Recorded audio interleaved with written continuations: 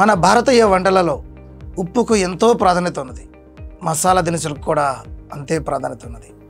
Non veg వంటల్లో వీటిని ఎలాగో వాడుతున్నాం, కానీ ఈ మధ్య మంచి టేస్ట్ కోసం వెజిటేరియన్ వంటల్లో కూడా దట్టించి వాడడం జరుగుతుంది ఈ మసాలాలని. కానీ ఆ మసాలాల వలన మన ప్రాణాలకు ముప్పు ఉందన్న విషయాన్ని మాత్రం మర్చిపోతున్నాం. ఈ మధ్యనే యూరోప్ దేశాలలో అట్లానే హాంకాంగ్లోను కూడా ఈ ఫుడ్ సేఫ్టీ సంస్థలు ఒక కీలక నిర్ణయాన్ని తీసుకున్నాయి. ప్రముఖ మసాలా కంపెనీలో సంబంధించినటువంటి మసాలా పౌడర్లని, అంటే కర్రీ, ఫిష్ పౌడర్, అట్లానే సాంబార్ పౌడర్, ఇట్లాంటి మసాలా పౌడర్లన్నింటినీ నిషేధించడం జరిగింది. యూరోపియన్ యూనియన్ వారు అయితే ఏకంగా 527 ఫుడ్ ప్రొడక్ట్స్ని నిషేధించారు. వీటిల్లో 54 ప్రొడక్ట్స్ మాత్రం వాటి కవర్లపై ఆర్గానిక్ అని ఉండడం కూడా చాలా గొప్ప విశేషం.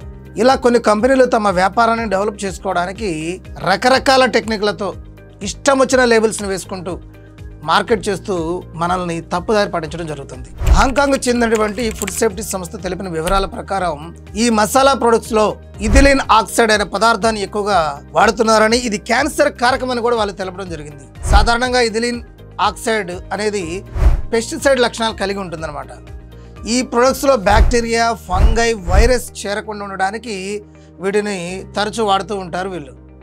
కానీ ఈ ప్రొడక్ట్స్లో ఇవి మోతాదుకు మించి ఉన్నాయన్న కారణంతో వీటిని నిషేధించడం జరిగింది.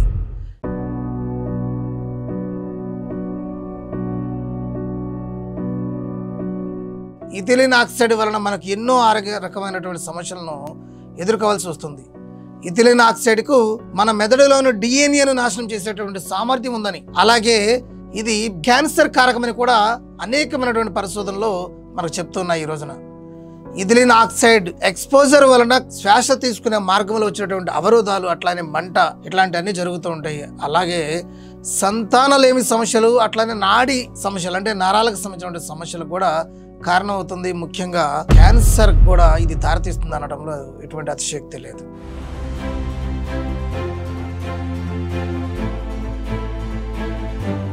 మసాలా దినుసుల వల్ల మనకు కలిగే లాభాలు ఏమిటనే వివరాల గురించి ఒకసారి తెలుసుకున్నట్లయితే, వీటిలో పుష్కలంగా ఉండేటటువంటి యాంటీ ఆక్సిడెంట్లు హానికరమైన ఫ్రీ రాడికల్స్ వలన కలిగేటటువంటి ఆక్సీకరణ ఒత్తిడిని ఇవి తగ్గిస్తూ ఉంటాయి. అలాగే పసుపు, అల్లం, దాల్చిన చెక్క ఇట్లాంటి వాటిలో ఉండేటటువంటి యాంటీ ఇన్ఫ్లమేటరీ గుణాల వలన మన శరీరంలోని వాపులను కూడా తగ్గించడం జరుగుతుంది.